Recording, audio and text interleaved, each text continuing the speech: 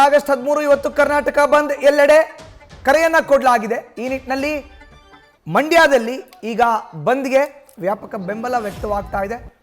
ಇನ್ನು ರಾಜ್ಯದ ಬೇರೆ ಬೇರೆ ಭಾಗಗಳನ್ನು ನೋಡೋದಾದ್ರೆ ಯಾವ ರೀತಿ ಇದೆ ಬಂದ್ ಅನ್ನೋದನ್ನ ಬೆಂಗಳೂರಿನಲ್ಲಿ ಯಥಾವತ್ತಾಗಿ ಎಂದಿನಂತೆ ಇದೆ. ಮಂಡ್ಯದ ಹೃದಯ ಭಾಗ ಸಂಜೆಯ ವೃತ್ತದಲ್ಲಿ ರ್ಯಾಪಿಡ್ ಆಕ್ಷನ್ ಫೋರ್ಸ್ನ ನಿಯೋಜನೆ ಮಾಡಲಾಗಿದೆ. ಯಾವುದೇ ಅಹಿತಕರ ಘಟನೆಗಳು ನಡೆಯದಂತೆ ಮುನ್ನೆಚ್ಚರಿಕಾ ಕ್ರಮವನ್ನು ಕೈಗೊಳ್ಳಲಾಗಿದೆ.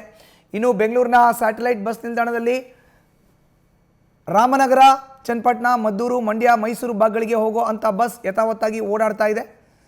ಅದಕ್ಕೆ ಯಾರೂ ಏನೂ ತೊಂದರೆಯನ್ನು ಮಾಡ್ತಾ ಇಲ್ಲ. ಇನ್ನು ಬೆಂಗಳೂರಿನ ಕೆಂಪೇಗೌಡ ಬಸ್ ನಿಲ್ದಾಣದಲ್ಲೂ ಕೂಡ ಯಥಾವತ್ತಾಗಿ ಜನ ಶಾಲಾ ಕಾಲೇಜುಗಳಿಗೆ ಹೋಗುವಂಥ ವಿದ್ಯಾರ್ಥಿಗಳು, ಖಾಸಗಿ ಕಂಪನಿಗಳಲ್ಲಿ ಕೆಲಸ ಮಾಡೋ ಅಂಥವರು, ಬಸ್ ಮೇಲೆ ಅವಲಂಬಿತವಾಗಿರೋ ಅಂಥವರು ಎಲ್ಲರೂ ಕೂಡ ಬಸ್ನಲ್ಲಿ ತೆರಳುತ್ತಾ ಇದ್ದಾರೆ.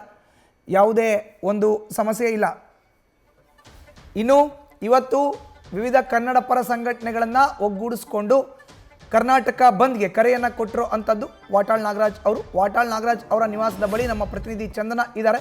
ಅಲ್ಲಿಂದಲೇ ನೇರ ಸಂಪರ್ಕಕ್ಕೆ ಜಾಯಿನ್ ಆಗಿದ್ದಾರೆ.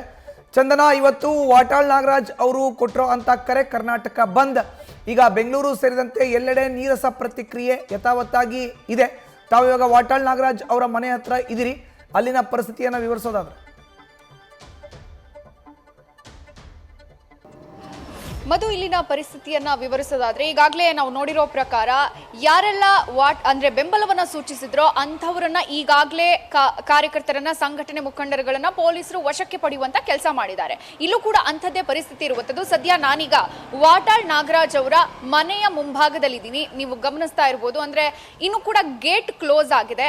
ಮತ್ತೊಂದು ಕಡೆಯಲ್ಲಿ ಪೊಲೀಸರು ಕೂಡ ಸರ್ಪಗಾವಲನ್ನ ಹಾಕಿರುವಂತದ್ದು, ಸಜ್ಜಾಗಿ ನಿಂತಿದ್ದಾರೆ.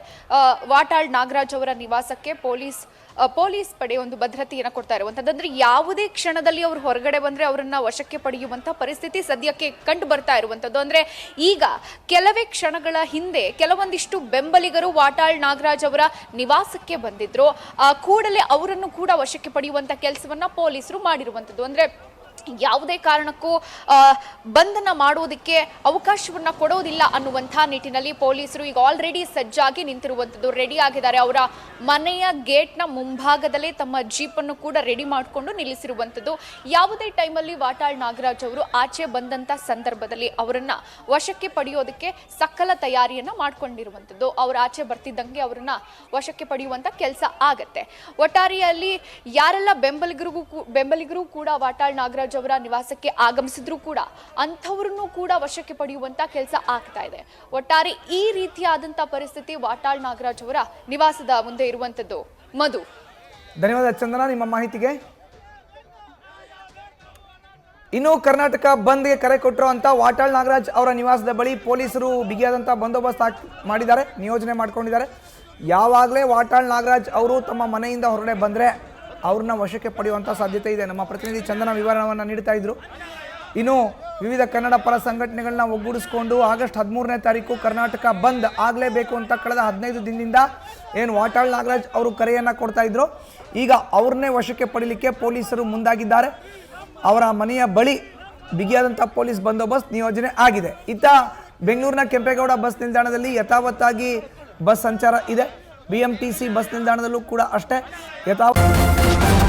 ನ್ಯೂಸ್ ಫಸ್ಟ್, ನಿರ್ಭೀತಿಯಿಂದ ನಿಮ್ಮ ಪರವಾಗಿ.